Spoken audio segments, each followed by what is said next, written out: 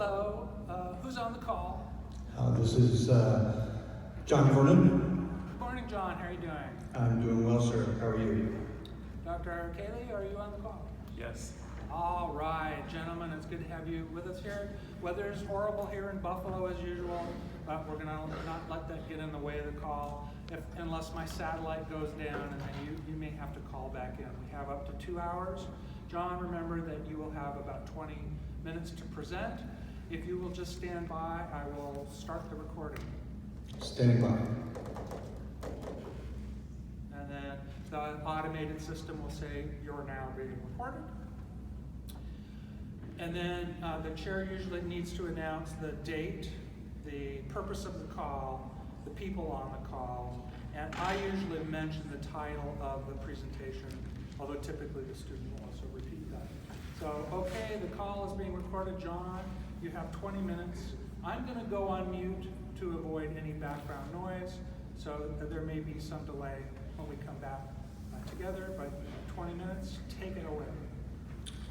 Thank you, doctors. Appreciate your time up front, giving me the opportunity to present my proposal oral defense on the lived experience of defense contractor whistleblowers. I wanted to set the stage for you first with some thoughts from a whistleblower from the Texas public school system who experienced retaliation after blowing the whistle. And as you read through that quickly, you'll see that she lost her identity. And that's kind of a common theme, and that's the table setting that I want to start with. A couple background slides here. Whistleblowing goes back to the Revolutionary War time, before the United States was the United States. Dealt with something called the Silas Affair. And the term whistleblowing actually is thought to be both from referees as well as police officers to bring attention to wrongdoing.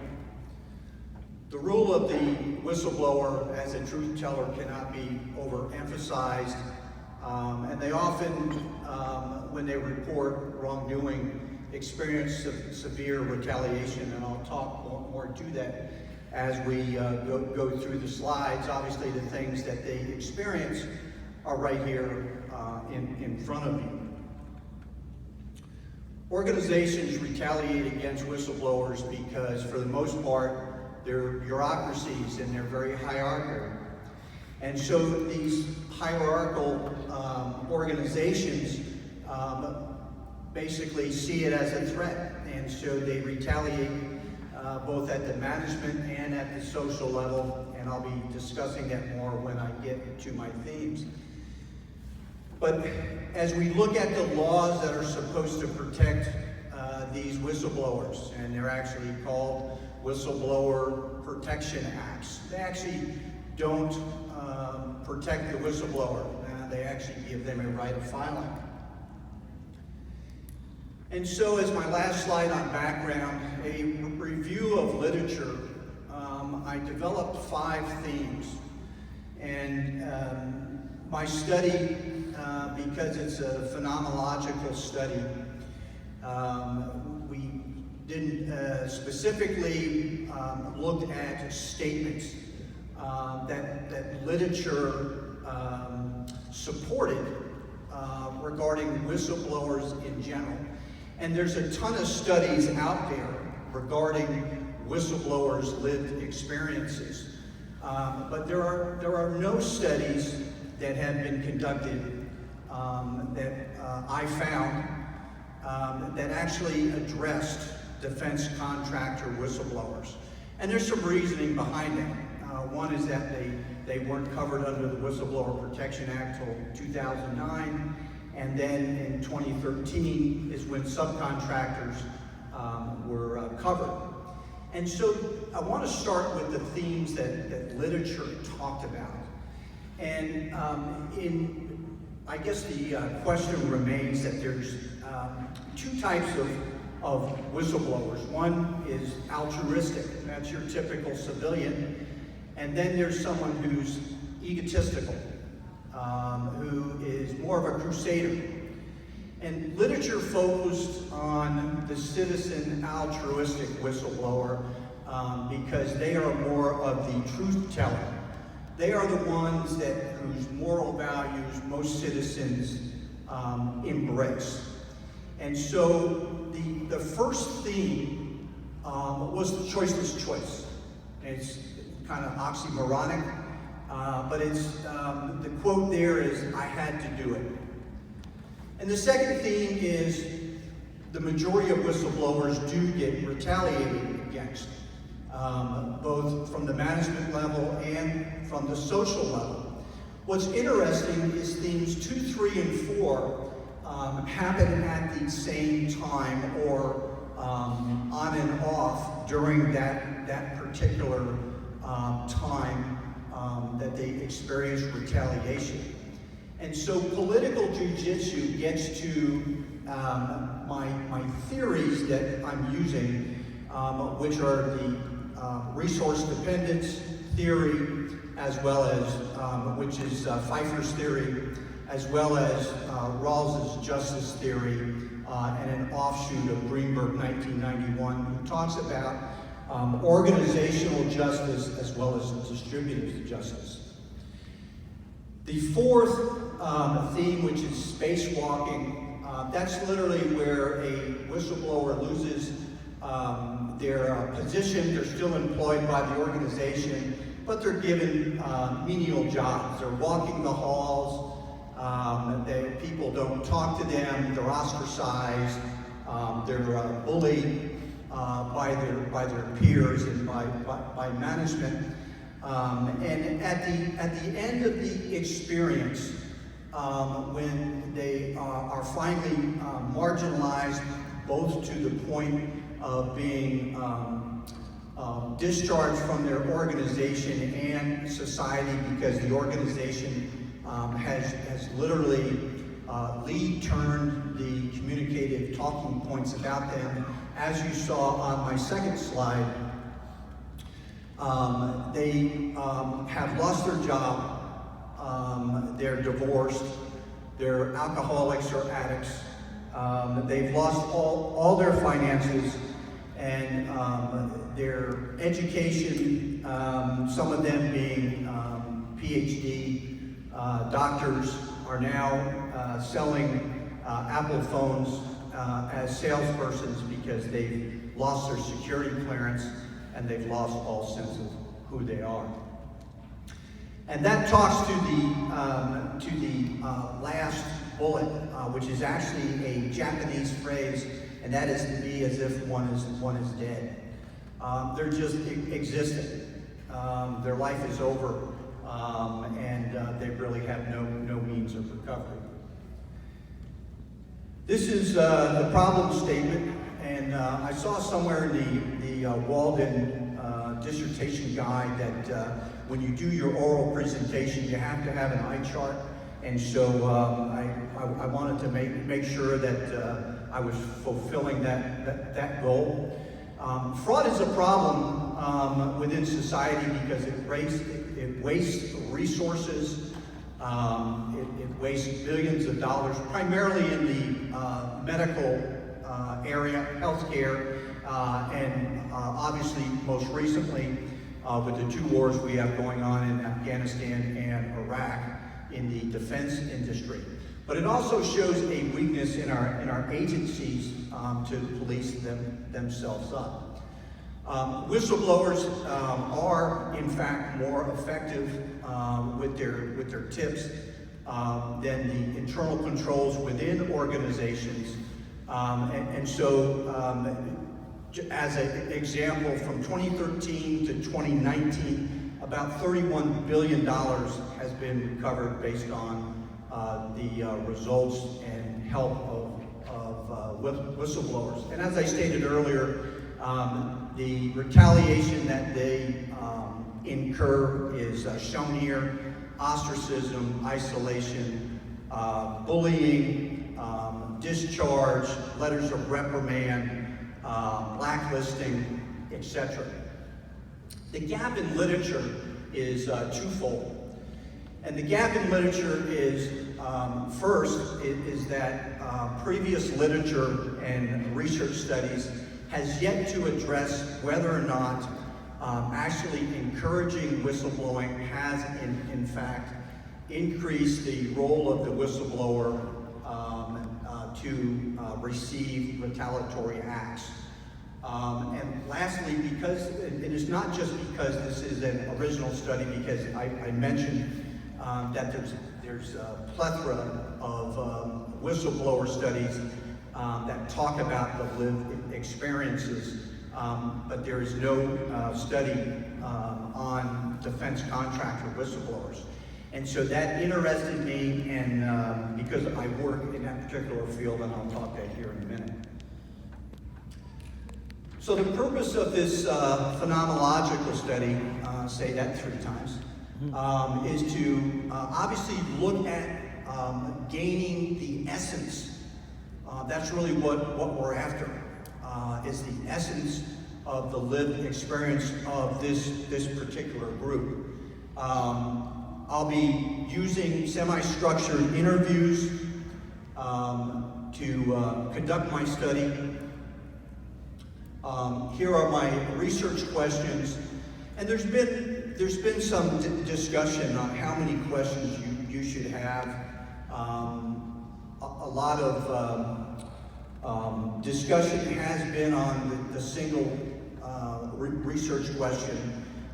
Because I'm doing a hermeneutical phenomenology study, I'm actually following Mustaka 1994, which is cited by Croswell 2015, who actually uses these 2 questions in order to get at the lived experience. And Dr. Jones, as you know, we talked about the sub-questions, and so one actually leads into the other. We want to know what retaliatory acts that the defense contractor whistleblower has actually experienced, and then we want to know how did that retaliatory action actually affect their life or their lived experience. So the theoretical framework, and again, there's been discussion whether it's theoretical or conceptual. I'm using the resource dependence theory and the justice theory by Pfeiffer and Rawls. It's by no, I guess, fault that I'm using these. These are actually what previous literature used. And so in order to do or replicate a similar study, I wanted to use these 2 theories. Qualitative method, because I'm actually conducting these as a complete participant, meaning I'm involved with the interviewees or participants, being a bona fide whistleblower myself with the Office of Special Counsel and as a senior investigator with the Department of Defense in a whistleblower unit. I wanted to specifically do face-to-face vice telephonic. It's a phenomenological design which will allow me to observe each of the interviewees and not just listen to them. Obviously, that's part of what we do in qualitative research.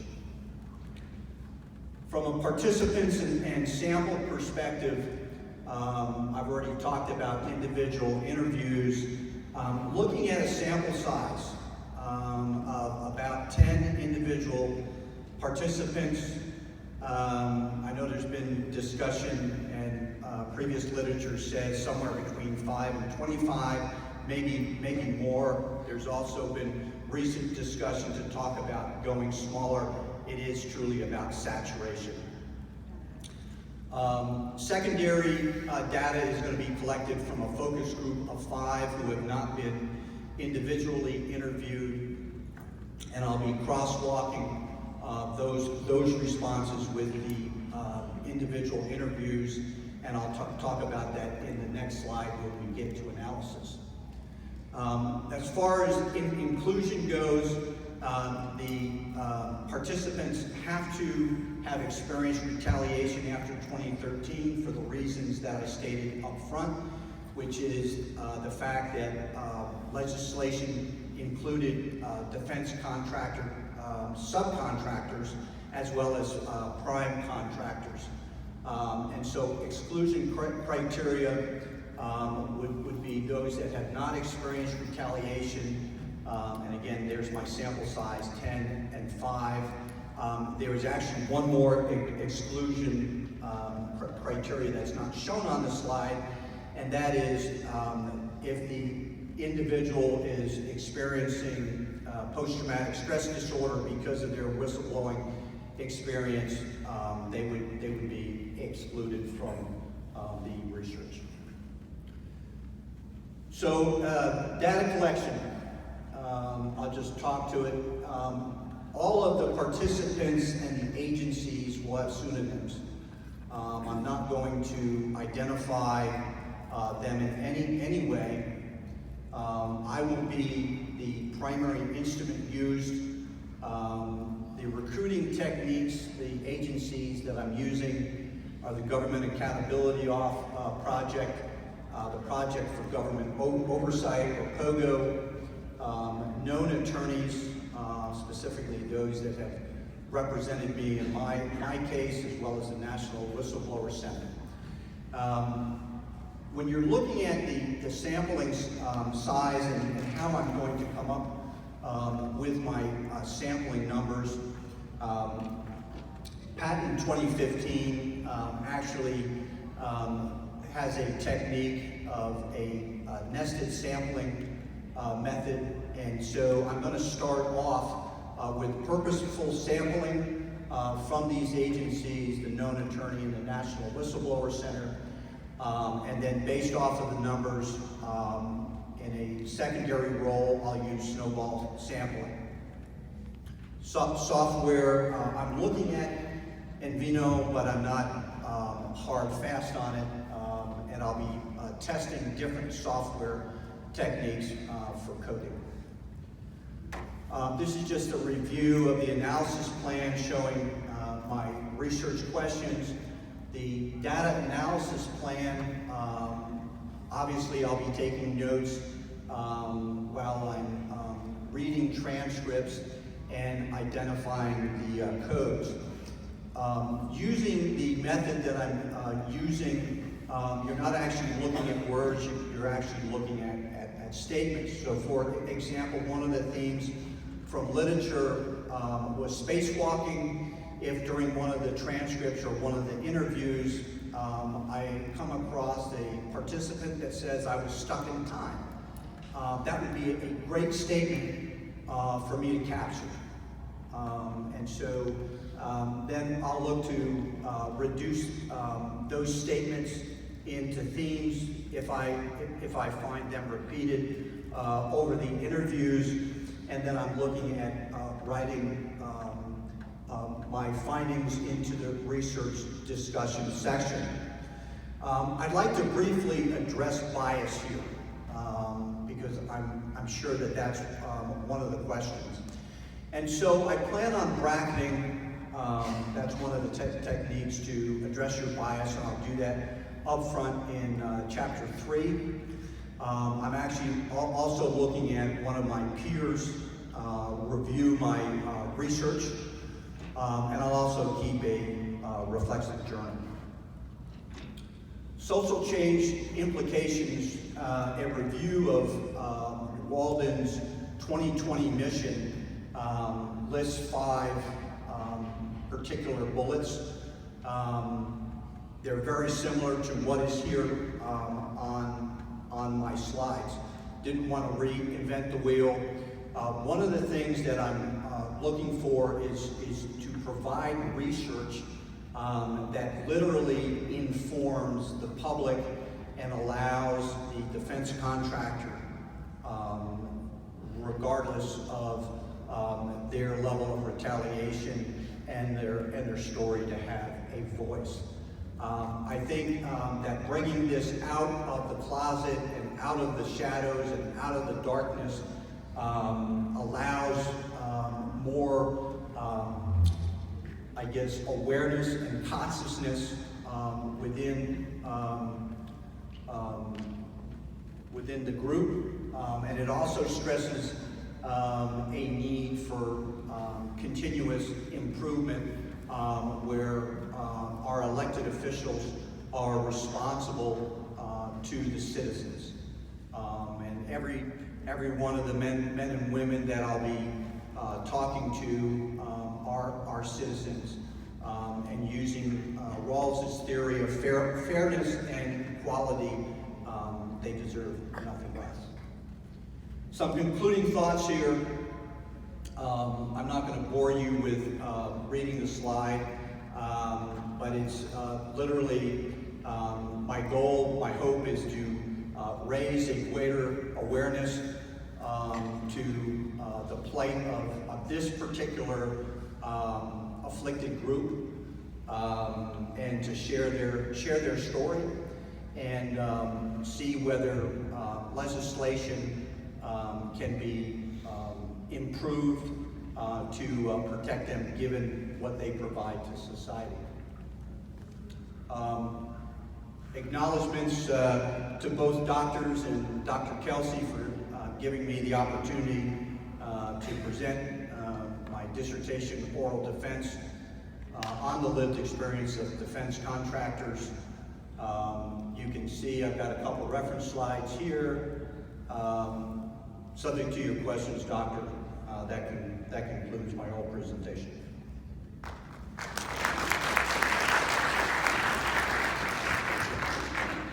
The clapping doesn't usually happen. That's amazing.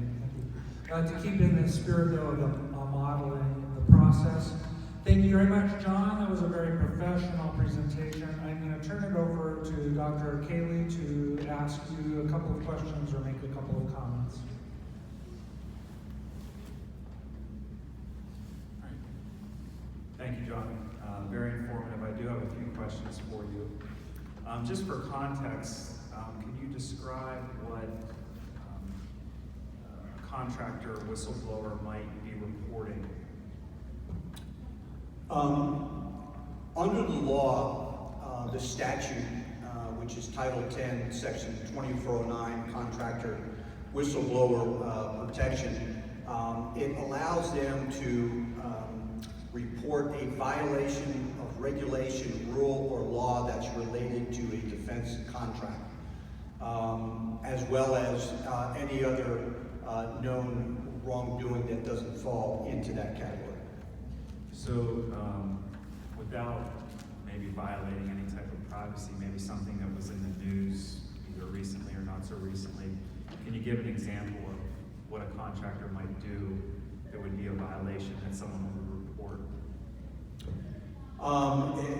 We've all heard of the $700 hammer. We've all heard of the $40 million gas station in Afghanistan. We've all heard of the $70 bolt. Within that, the defense contractor normally, and literature supports this, they normally attempt to report internally first to their supervisor, and this gets back to the trust of management and trust of the supervisor, and that's a whole nother issue dealing with retaliation. But they normally, after experiencing that, I guess, stunning blowback from their supervisor who retaliates against them, where they actually thought that they were going to be celebrated, they end up going externally. And they go externally to the Department of Defense hotline, and that's where they make their report externally. Okay, thank you. And the second question I have is, How did you arrive at or determine which research method you would use? Great question. There was a lot of soul searching. It didn't come right off the bat. I actually was playing around with doing a narrative study, and then I was looking at doing potentially some case study analysis. So from the method perspective, I needed to hear the lived experience of these individuals. And you just can't get it doing that through a quantitative way. You can get statistics and you can get a lot of data, but you can't hear from the affected individuals. And so that actually drove me to a qualitative study, and specifically the hermeneutical phenomenology, which gets at the lived experience. Thank you. That's all the questions that I have. Thank you, Dr. Cayley, for your questions. John, I was really impressed with this overall. The structure of it was great, but there were a couple of things I noticed in your oral that made me think about areas in your narrative that you might emphasize a bit more. For example, the $30-odd billion in recovery costs. I think that deserves more emphasis as in terms of the where the rubber meets the road in terms of public policy impact. So I'd like to see a little more on that. And also, we're going to need to work, I think, just a hair on your research question number 2. I'm not exactly sure how this slipped through the process, but the way the question is answered in terms of measuring the impact, you can't do that with a qualitative study. What you can do is measure the perceptions of those impacts. So just to be clear that it's a very subjective situation, and you can kind of get at the impacts, but again, you can't directly measure them in this kind of a study. It's a bit beyond the scope. Other than that, it's very good. So my question is, why you use those particular themes? Can you say just a little more about how the themes, what was the process you used to identify the themes in the litany? Thank you, Doctor, for your comment and for the follow-up question. As Marie had mentioned during the panel, using the literature matrix,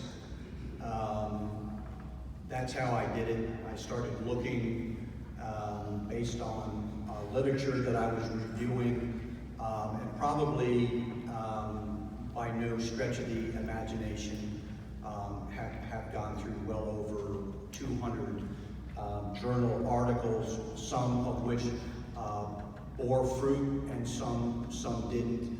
But you're actually, as you're going through your journal articles and you're doing the annotated bibliography, and then you're taking them into your matrix, you're actually starting to pigeonhole them into potential theme areas, and that's what I ended up doing to where I felt that I had hit saturation.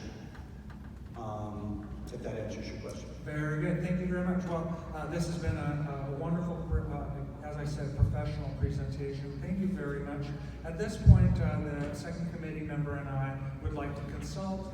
You can stay on the line, but would you please put the phone down and come back in about a minute or so. Thank you very much. Wow, what do you think?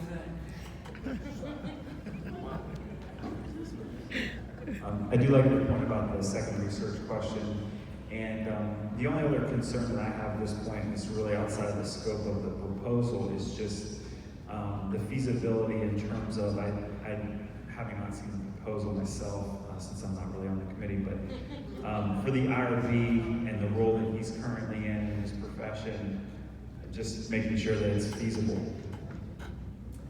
Fair enough. Okay, well, I think we will then go ahead and approve this if that's acceptable to you, pending a little adjustment to the second research question. What do you say? All right, very good.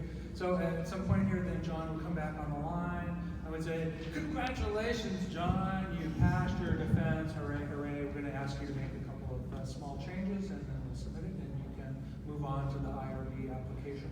Thank you very much. Have a great day. Thank you, Don.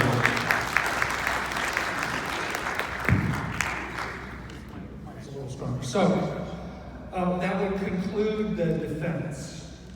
Again, it's recorded. So I would end the recording. We might stay on the line for a few minutes to talk privately. Typically, that's what I do as a chair. I say to the second committee member they can go have lunch, and that I'll stay on the line with JB. We call John JB in the cohort, and tell him the next steps. So this was a little awkward because John is only now working on chapter 2. He is so far ahead of himself here on the presentation. It was really amazing. So I'd like you to give him a big round of applause for sticking his neck out there. And basically putting a whole bunch of things out there that we would have worked through. And so I'm just going to give you some examples. Now, he gave his PowerPoint really quickly. In the normal PowerPoint for a presentation, you don't need references, because we've already seen them. And you don't need citations, which was nice to have in here for you guys, and maybe for a public presentation, but we would not ask for citations or references, that kind of APA at all, in a PowerPoint for a defense. Moreover, my suggestion would be for a PowerPoint like this, use fewer words, just use bullet points, and that might be a little easier to read. I like the word cloud. I think the graphics work really well as well. Another thing I would note just from a methodological standpoint is that when we refer to the lived experience, it is singular in the literature. I think there's a tendency to think about experiences, but it's in phenomenology, we're talking about a bounded phenomenon, a set of behaviors or policies that comprise the knowledge base that you're looking at. And so just remember that technically it's a lived experience because it's a broader phenomenon. The other thing that's interesting, and we haven't gotten to this in our discussions that we'll get to in chapter 3, is the extra effort going into observations. And it's not abundantly clear to me that that's worth the extra effort. You're doing it the right way, I think, by using a video. The thing you all need to know is that observations require a separate protocol when you go through IRB application. A lot of students start out believing they want to do observations, unless it's ethnographic or there's some really good reason for it, and there may be with whistleblowers. If they're saying they agree with something and the body language is saying something else, it might be appropriate. But it does take extra analysis and extra protocol and a little bit of extra thinking going forward. Last comment in terms of things that we haven't worked on is most of my students who've experimented with the major software tend to use Atlas TI more than in Vivo because it's a little easier to learn and work with. My recommendation to you all, as well as John, is to play with some of them. They usually give you at least a 30-day trial. It might take a few hours to learn each of them, but I would recommend playing around with different kinds of qualitative analysis software. And I think that's about it. I'll open it back up to Dr. Cayley if he has any other comments, and then faculty. One of the things that struck me about this, just in terms of the content, this is really mind-blowing stuff, John. I took John on before the president decided he was going to be impeached. That's a joke. And that whistleblowing itself would have such a high level of visibility. So John picked a really great topic, because by the time he's finished here in a year or so, he's really going to be in demand. I have no doubt about it. Any other comments, Dr. Kim? Any responses? Faculty? Students? Time is going by quickly. I just wanted to mention, thank you for addressing, John, in your presentation, bias, because this is one of those topics that can be really emotional, especially right now. And so addressing bias is really important, and I think you did a real nice job with that. Any questions for you here before we move forward? Okay, thank you again. Big John. round of Very applause. much, yes. Good job. Thank you for the chair and for our pretend second committee member, Dr. Caitlin. You guys stay up here, please. John, you can go with the two faculty, because we're going to move to a faculty panel here.